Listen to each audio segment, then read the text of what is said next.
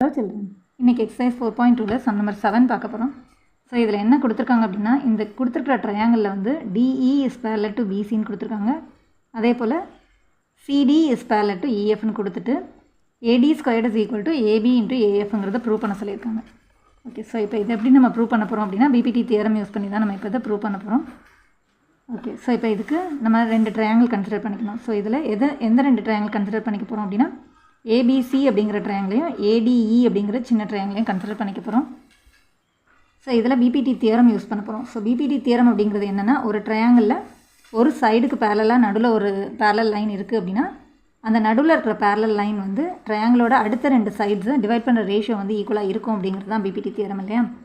So அதுபடி பார்க்கும்போது அது டிவைட் பண்ணுற ரேஷியோ மட்டும் கிடையாது, அதில் இருக்கிற ஒரு பார்ட்டும் அதோட ஒரு சைடோட ஃபுல் லென்த்தோட ரேஷியோவும் கூட ஈக்குவலாக இருக்கும் அப்படிங்கிறது இன்னொரு ரூல்ஸ். ஸோ அந்த ரூல்ஸ் தான் நம்ம இப்போ இதில் எடுக்க போகிறோம். ஏன்னா ஏபிங்கிற வேல்யூ நமக்கு தேவைப்படுது இல்லையா. ஸோ அதனால் அந்த மாதிரி எடுத்துக்க போகிறோம். அப்படி பார்க்கும்போது ஏடி பை ஏபிங்கிற ஃபுல் லென்த் எடுத்துக்கிறோம் இஸ் ஈக்குவல் டு அடுத்த சைட்லேயும் பார்க்கும்போது ஏஇ பை ஏசிங்கிற ஃபுல் லென்த்து. ஓகே, ஸோ இதை ஈக்குவேஷன் நம்பர் 1ன்னு எடுத்துக்கலாம். அதுக்கு அடுத்து வந்து நம்ம எந்த ரெண்டு ட்ரையாங்கிளை கன்சிடர் பண்ணிக்க போகிறோம் அப்படின்னா, இந்த கிராஸ் ரெண்டு லைன் வந்து பேரல்னு சொல்லியிருக்காங்க இல்லையா. ஸோ அதனால் ஏடிசி அப்படிங்கிற ட்ரையாங்கிளையும் ஏஎஃப்இ அப்படிங்கிற சின்ன ட்ரையாங்கிளையும் கன்சிடர் பண்ணிக்கிறோம். அதுலேயும் பிபிடி தியரம் யூஸ் பண்ணி நம்ம இன்னொரு ஈக்குவேஷன் கன்வெர்ட் பண்ண போகிறோம்.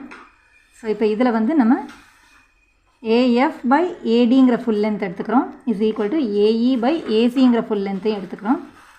இப்போ இதை வந்து செகண்ட் ஈக்குவேஷனாக கன்சிடர் பண்ணிட்டோன்னா, ஃபர்ஸ்ட் ஈக்குவேஷன் செகண்ட் ஈக்குவேஷன் ரெண்டு ஈக்குவேட் பண்ணும்போது ரெண்டுலேயுமே வந்து ஏஇ பை ஏசி இருக்குது.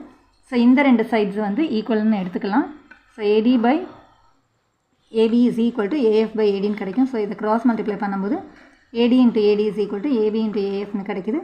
So AD squared is equal to AB into AF. அதுதான் நம்ம ப்ரூவ் பண்ண வேண்டியது இல்லையா. That's all.